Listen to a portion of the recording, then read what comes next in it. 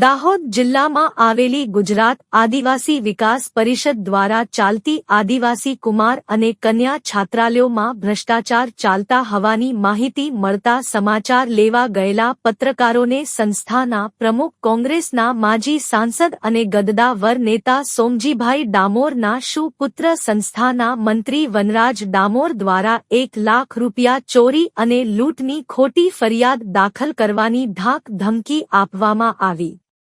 દાહોદ જિલ્લાના અલગ અલગ તાલુકામાં ચાલતી આદિવાસી વિકાસ પરિષદની કુમાર અને કન્યા છાત્રાલય ચાલતી હોય છે, જેમાં આવી અનેક આદિવાસી કુમાર અને કુમાર છાત્રાલયની ફરિયાદ પત્રકારોને અન્ય સૂત્રો દ્વારા મળતા તેઓ દ્વારા દાહોદ તાલુકાની માંડલી આદિવાસી કુમાર છાત્રાલય, કદવાળ આદિવાસી કુમાર છાત્રાલય તેમજ લીંબડી સ્થિત આદિવાસી કન્યા છાત્રાલયની મુલાકાત લેતા એવું સામે આવ્યું કે ઘણા લાંબા સમયથી ચાલતી આ છાત્રાલયો છે, સાથે આ તમામ છાત્રાલયોની બિલ્ડિંગો જર્જરી હાલતમાં છે, સાથે ત્યાં બાળકોની ખોટી સંખ્યા બતાવવામાં આવે છે અને જે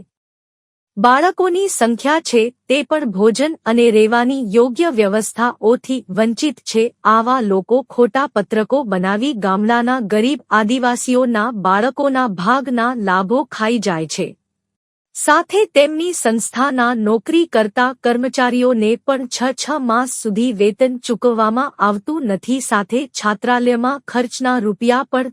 3 માસ સુધી અટકાવી રાખવામાં આવે છે। તો વિચારવા જેવું છે કે બાળકોને ત્યાં કેવી રીતે પરિસ્થિતિમાં રહેવું પડતું હશે। આવી પરિસ્થિતિને ધ્યાનમાં રાખી જ્યારે પત્રકારો છાત્રાલયનું સ્થળ નિરીક્ષણ કરવા ગયા તે દરમિયાન આદિવાસી વિકાસ પરિષદના પ્રમુખ શ્રી સોમજીભાઈ ડામોર કે જે ગદ્દાવર અને દબંગ કોંગ્રેસના નેતા પૂર્વ સાંસદ પણ રહી ચૂક્યા છે, તેમના પુત્ર વનરાજભાઈ સોમજીભાઈ ડામોર દ્વારા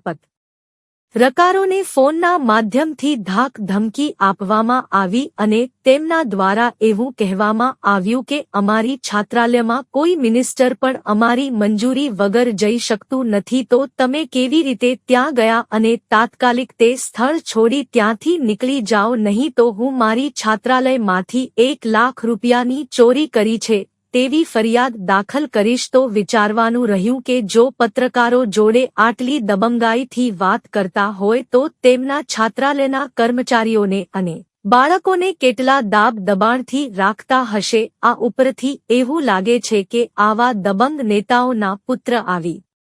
દબંગાઈથી સરકારી કચેરીના સરકારી બાબુઓને પણ દબાણમાં રાખી સંસ્થાના ખોટા ખર્ચના બિલો મંજૂર કરાવી લેતા હશે। હવે જોવાનું રહ્યું કે તંત્રના અધિકારીઓ આવા દબંગ અને બાહુબલી રાજકીય વગ ધરાવતા સંચાલકો વિરુદ્ધ શું પગલાં લેવામાં આવે છે।